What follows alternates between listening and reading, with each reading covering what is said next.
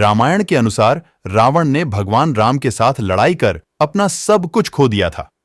यह लड़ाई इसलिए लड़ी गई थी क्योंकि रावण ने सीता का अपहरण कर लिया था। उनको वास्तुकला, शास्त्रों में ज्ञान और ज्योतिष की अच्छी तरह से जानकारी थी, इसलिए कहा जाता है कि उनके 10 सिर इसी कारण से थे। वे तंत्र शास्त्र और ज्योतिष पर किताब लिख चुके हैं, जिसका नाम रावण संहिता है, जिसे ज्योतिष की सबसे बेहतरीन किताब माना जाता है। इस वजह से उनमें बहुत अधिक आत्मविश्वास और अहंकार आ गया था।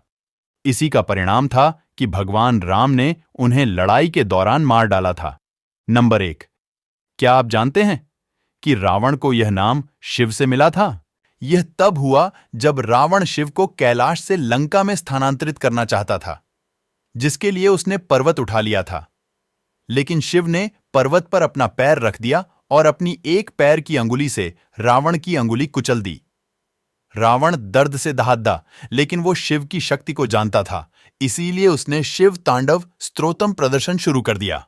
और ये कहा जाता है कि रावण ने अपने 10 में से एक सिर को वीणा की तुम्बी के रूप में, अपने एक हाथ को धरनी के रूप में और स्ट्रिंग के रूप में अपनी तंत्रिकाओं के उपयोग से एक वीणा को रूपांकित किया, जो रुद्र वीणा के नाम से जानी जाती है।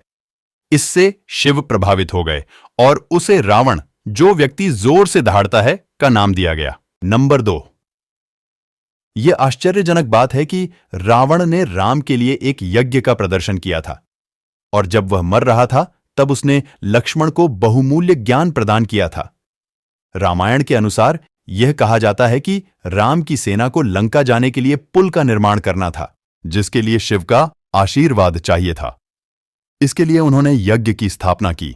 और उस समय की सबसे बड़ी सच्चाई यह है कि रावण पूरी दुनिया में शिव का सबसे बड़ा भक्त था और वह आधा ब्राह्मण भी था, इसीलिए यज्ञ को स्थापित करने के लिए वह सबसे उचित व्यक्ति था। रावण ने यज्ञ का प्रदर्शन किया और राम को अपना आशीर्वाद दिया। इसके अलावा हम सब जानते हैं कि रावण अभी तक के सबसे विद्वान व्यक्ति रहे हैं। इसीलिए जब रावण मर रहा था तो राम ने लक्ष्मण को शासन कला और कूटनीति में महत्वपूर्ण सबक सीखने के लिए रावण के बगल में बैठने को कहा था। नंबर 3, पुष्पक विमान एक ऐसा हवाई जहाज था जिसे केवल कुछ ही लोग नियंत्रित कर सकते थे, और रावण ने अपने दम पर इसे नियंत्रित करना सीख लिया था। रावण के पास इस तरह के कई हवाई जहाज थे और उन्हें उतारने के लिए हवाई अड्डे भी थे। महियांगना में वैरागनटोटा और गुरुलुपोथा, हॉटन मैदानों में थतुपोलकांदा, कुरुनेगाला में वारियापोला। कुछ ऐसे जगहें हैं लंका में जिन्हें आज भी हवाई अड्डे के रूप में देखा जाता है, जिसे रावण ने उपयोग किया था।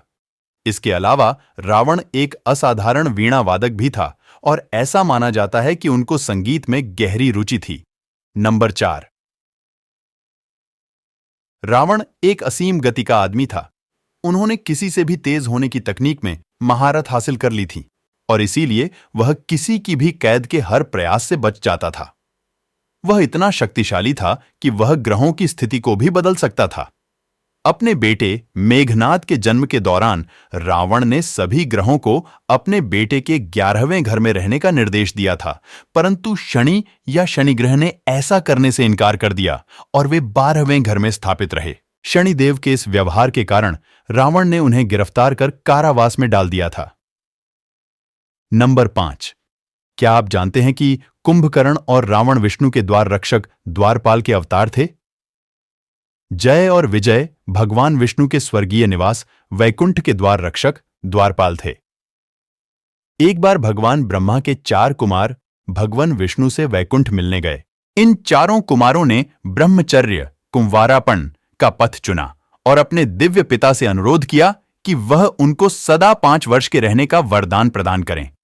यह सोचकर कि वह शरारती बच्चे हैं, जय और विजय ने उन्हें वैकुंठ के भीतर जाने से यह कहकर रोक दिया कि विष्णु अब भी आराम कर रहे हैं और इसलिए इस वक्त नहीं मिल सकते। इससे नाराज कुमारों ने उनसे कहा कि विष्णु भगवान हमेशा अपने भक्तों के लिए उपलब्ध रहते हैं, चाहे वह किसी भी समय उन्हें बुलाएं। फिर उन्होंने जय और विजय को श्राप दिया कि वह अपने भगवान से अलग हो जाएंगे। जब उन्होंने माफी मांगी तब कुमारों ने कहा कि या तो वह 7 जन्मों तक धरती पर विष्णु के अवतार के सहयोगी दलों के रूप में रहें या फिर 3 जन्म उनके दुश्मन के रूप में व्यतीत कर सकते हैं। उन्होंने बाद वाला विकल्प चुना। उन 3 जन्मों में से एक जन्म में वह रावण और कुंभकर्ण के रूप में आए।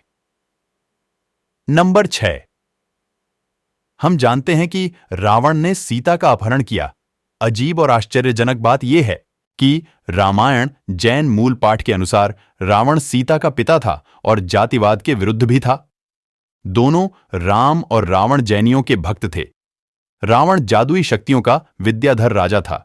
इसके अलावा जैनियों के विचार के अनुसार यह भी कहा जाता है कि रावण को राम ने नहीं अपितु लक्ष्मण ने मारा था। ये घटनाएं 20वें तीर्थंकर मुनिसुव्रत के समय की कही जाती है कि रामायण जैन मूल पाठ के अनुसार रावण सीता का पिता था और जातिवाद के विरुद्ध भी था। दोनों राम और रावण जैनियों के भक्त थे। रावण जादुई शक्तियों का विद्याधर राजा था। इसके अलावा जैनियों के विचार के अनुसार यह भी कहा जाता है कि रावण को राम ने नहीं अपितु लक्ष्मण ने मारा था। ये घटनाएं 20वें तीर्थंकर मुनिसुव्रत के समय की कही जाती है। नंबर 7। रावण से सीखने के लिए बहुत सारी चीजें हैं, भले ही वह बुराई का प्रतीक है। उन्होंने बहुत से तांत्रिक उपाय बताए हैं, जिनमें से एक है कैसे हम अचानक से अमीर बन सकते हैं।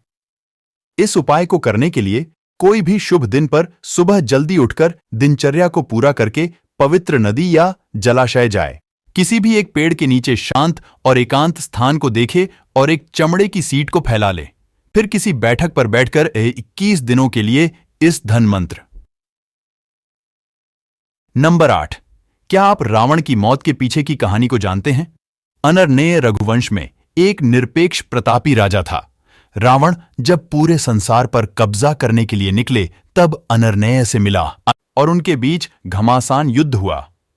राजा अनरनेय उस युद्ध में अपनी जान गंवा बैठे, परंतु मरने से पहले उन्होंने रावण को श्राप दिया कि उसको मारने वाला अनरनेय के वंश की पीढ़ी में से कोई होगा। बाद में भगवान राम ने अनरनेय के वंश में जन्म लेकर रावण का वध किया। नंबर 9। अजीब परंतु आश्चर्यजनक बात यह है कि रावण को महसूस होने लगा था कि उसकी बसाई हुई दुनिया का अंत होने वाला है। वह अपनी किस्मत जानता था कि उसकी मौत विष्णु के अवतार से होगी और इससे मोक्ष प्राप्त होगा और राक्षस की योनि से मुक्ति मिलेगी। नंबर 10। रावण के 10 सिरों के पीछे की कहानी, जो कि बहुत अद्भुत है। रामायण के कुछ संस्करणों के अनुसार रावण के 10 सिर थे ही नहीं, बल्कि ऐसा प्रतीत होता था जो रावण की मां ने रावण को 9 मोतियों के हार के रूप में दिया था। इससे किसी भी देखने वाले को एक ऑप्टिकल भ्रम पैदा हो जाता था। और कुछ अन्य संस्करणों में यह कहा गया है कि शिव को खुश करने के लिए रावण ने अपने सिर के टुकड़े कर दिए थे। इतनी भक्ति देखकर शिव ने हर एक टुकड़े को एक नए सिर में पिरो दिया। उसके 10 सर थे: काम, हवस, क्रोध, गुस्सा, मोह, भ्रम, लोभ, लालच, मादा, गौरव, विद्वेष, ईर्ष्या, मानस, मन, बुद्धि, ज्ञान, चित्त, इच्छापत्र और अहंकार। यह सब 10 सिर बनाते हैं और इसीलिए रावण के पास ये सब गुण थे।